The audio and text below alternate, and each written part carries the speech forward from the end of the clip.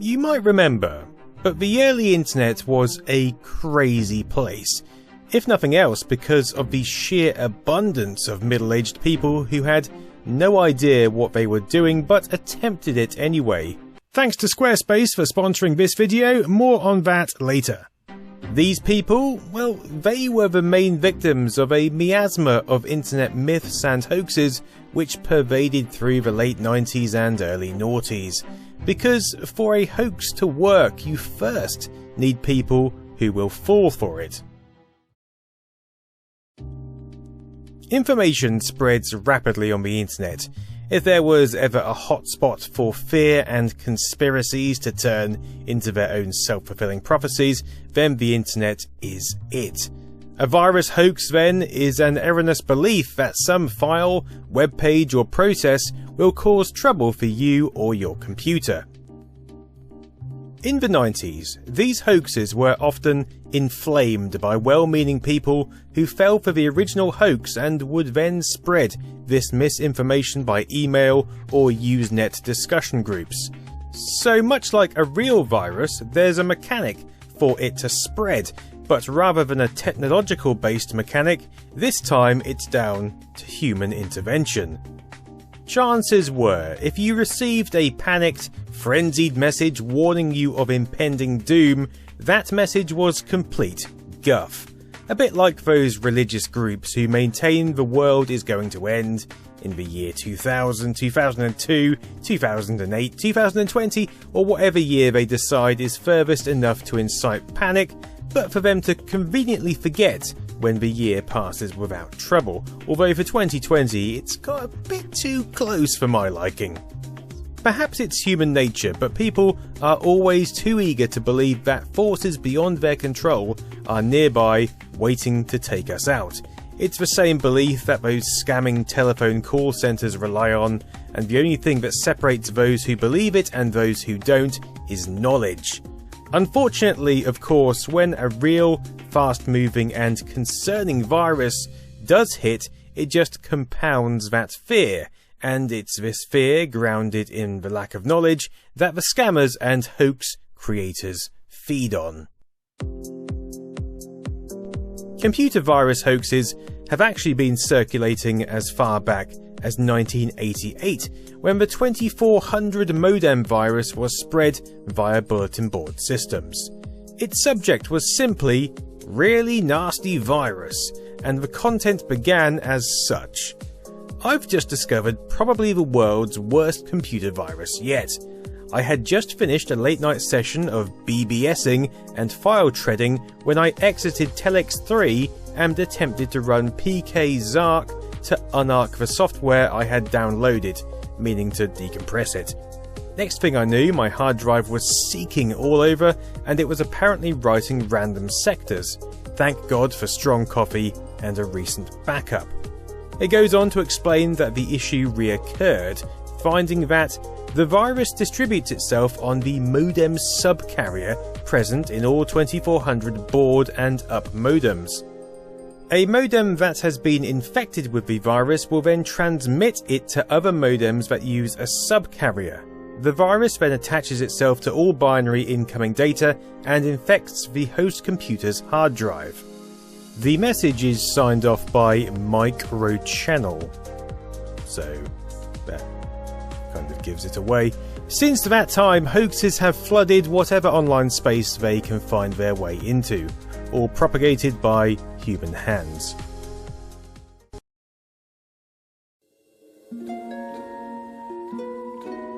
The Good Times virus.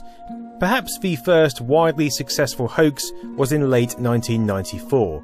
The hoax was simply a Christmas greeting which warned your computer would become infected if you read the words "Good Times" with your eyes. Yep, that's it. Knowledge was clearly pretty sparse at this point. Ironically, it was often system administrators who would forward the alert to everyone along with a long list of other forwarded emails, even more ironically all containing the text "Good Times" to warn people not to read said text.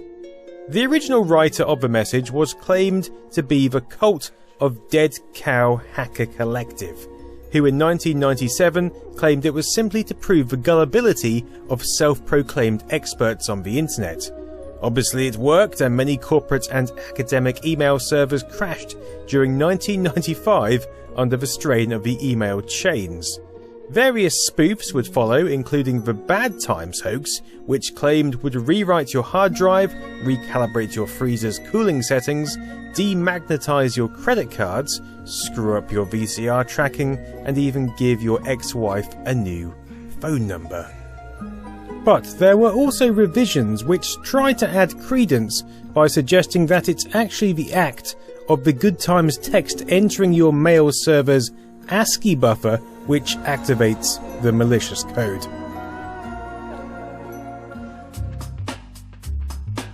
AOL for free. It's April 1997 and someone in the United States, we're not sure who, receives an email with the subject line "Virus Alert." The body of the message goes like this: "Be aware that there are letters going around that you have won free AOL until 1998 or AOL for free. Please delete. Contains a virus that will wipe out your hard drive. After you download it, it executes." Anyone who receives this must send it to as many people as you can. It is essential that this problem be reconciled as soon as possible. A few hours ago, someone opened an email that had the subject heading of AOLforfree.com. Within seconds of opening it, a window appeared and began to display all his files that were being deleted. He immediately shut down his computer, but it was too late.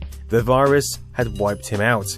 It ate the antivirus software that came with Windows 95 program along with fprot.A.V.S. Neither was able to detect it. Please be careful and send this to as many people as possible, so maybe this new virus can be eliminated.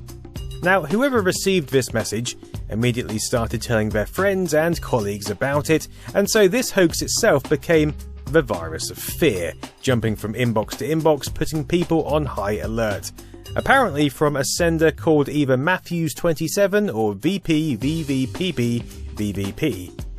The interesting thing here, of course, is that AOLforfree.com is actually a piece of Trojan horse malware which contains a set of batch commands to delete all directories on your hard drive.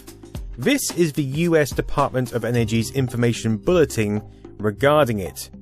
The original AOL for Free program was actually developed fraudulently to create free AOL accounts, does what it says on the tin, but was hijacked with this piece of malware.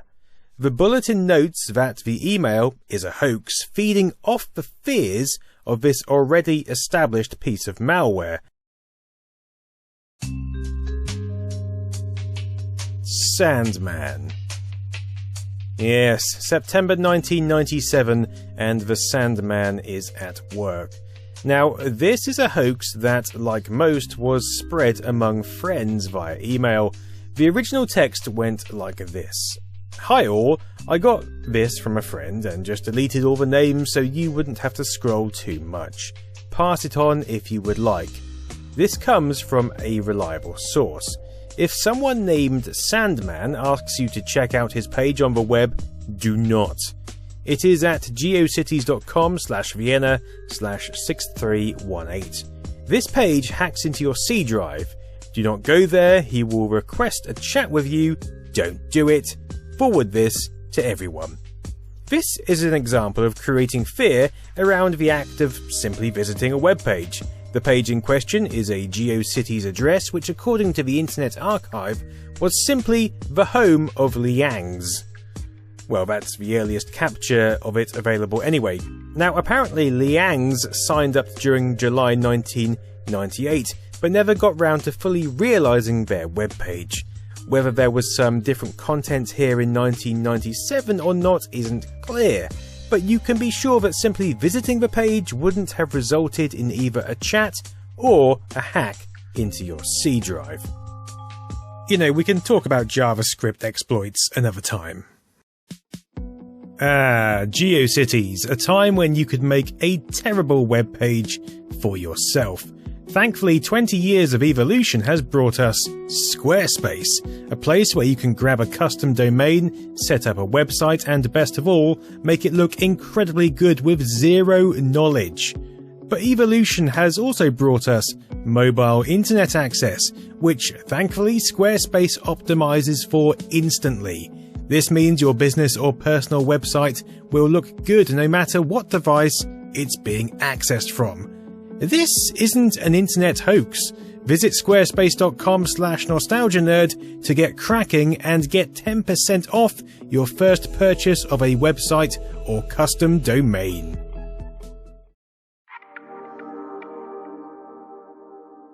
As hoaxes go, this one has a particularly thoughtless name, which of course feeds directly off the fear and connotations already associated with it.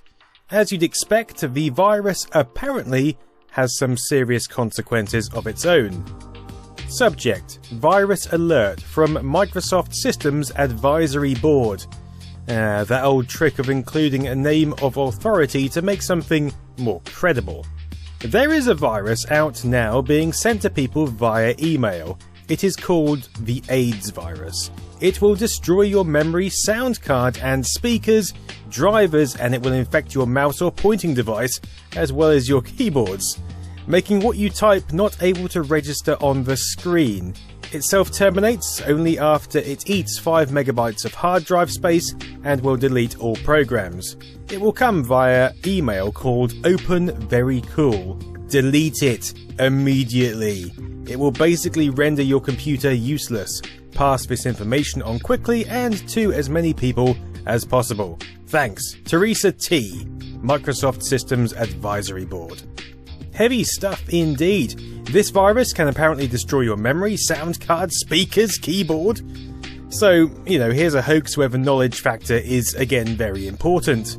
For those of us who are even mildly tech-savvy, we know that a piece of software, let alone an email, can't destroy physical memory, let alone a sound card, or speakers, or a keyboard.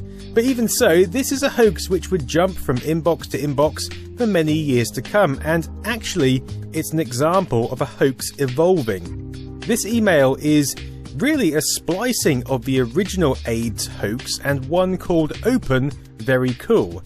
You can see both the original hoax texts here and how they merged together to create this A.I.D.S Open Very Cool amalgamation.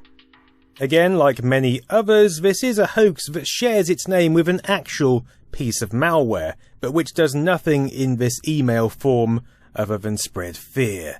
The biggest virus of them all. The Budweiser Frogs Hoax. Here's an interesting one. You remember those Budweiser Frogs adverts? Well, off the back of that, various Windows programs emerged, including the inevitable screensaver. Here it is in action. Shortly after, this email began circulating. Danger. Virus alert. This is a new twist. Some creepoid scam artist is sending out a very desirable screensaver, the Bud Frogs. If you download it, you'll lose everything. Your hard drive will crash. Don't download this under any circumstances. It just went into circulation on the 13th of the 5th, 97, as far as I know. Please distribute this warning to as many people as possible. Now, the original screensaver executable is called Final2.exe and clocks in at 860,138 bytes in size. It also contains no malware of any kind, so this is either a direct hoax or someone's copy of Final2.exe actually became infected with a Trojan horse and they sent out this email in retaliation. However, given no antivirus company saw a copy of the claimed file, it was simply put down as a hoax. Sassy and Chris Stubbs, among others, chatted about it in the alt.comp.virus Usenet group during August 1998. There was mild concern, but they came to the same conclusions. But you have to think it's unlikely, but some of these emails might have started by someone who actually had a localized infection or received a one-off infected file and sent out a panicked email in a bid to genuinely alert others.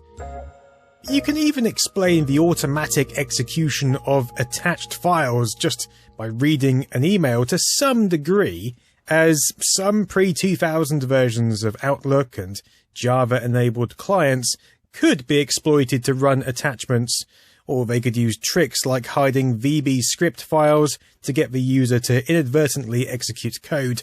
But what makes hoaxes most obvious are the outrageous claims or over-the-top wording.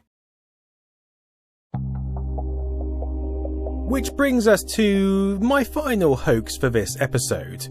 The Bill Gates $1,000 prize chain. Given that Bill Gates seems to be currently in people's thoughts as much now as he was back then, but for slightly odd reasons now, it's interesting to reflect back on this message. Picked up by the NASA Automated Systems Incident Response Capability, no less. Hello everybody, my name is Bill Gates. I have just written up an email tracing program that traces everyone to whom this message is forwarded to. I am experimenting with this and I need your help. Forward this to everyone you know, and if it reaches 1,000 people, everyone on the list will receive $1,000 at my expense. Enjoy. Your friend, Bill Gates. Now, at the moment this isn't a virus threat as such, but it's still somewhat malicious in its deception, and it's actually reminiscent of a more recent viral social media post which tried to do a similar thing. However, there is a second email to this hoax with further malicious intent. Attention! Thanks for your help in compiling the email database. I am happy to report that the 1,000 participant threshold was broken on December 2nd, 1997, with a final push from the Boston area. You know, it's those details which try to add credibility. You and everyone else you forwarded that email to have just qualified for our $1,000 compensation prize. To claim your prize, simply respond to this email with your credit card number and expiration date, and I will have someone from my office credit your account with the $1,000 winnings. With warmest regards, Bill Gates. And there we go. Credit card number and expiration date, please. And thank you. It's like an early prototype for all those emails we would get asking you to send $100 abroad so you can gain access to your dead relative's foreign bank account. What's even more interesting here is the massive disclaimer on the email, which tries to add credibility and actually includes a virus hoax itself. The e-contest was actually a testbed for a new product we are developing called vTrace 98 v2.04. Within the past few months, specialists in our VMTF, Virus Management Testbed Facility, accidentally discovered several new strains of EEVPs which cause particularly devastation to Netscape Communicator 4 software. We offer this generous compensation prize to our 1,000 willing participants to address the effects of this new strain of EEVP. We hope that $1,000 will be enough to cover the certain loss of most of the files on your hard drive, we valued at $257, not to mention the time and anguish, we valued at $43, and the general pain and suffering, valued at $93 apparently. This leaves you with exactly $607, which we expect you will most likely want to spend on a copy of our new program, eSpam Barrier 98 version 1, to prevent receiving our e-contest testbed messages in the future, priced at $597. Lastly, we thought we should leave you for a couple of stiff drinks, priced at $9 or $10. Happy holidays. And that seems an appropriate juncture to leave this episode. If you'd like to see some more of these virus hoaxes, then please let me know in the comments, because there's a lot more we can chug through. Anyway, thanks for watching and have a great evening.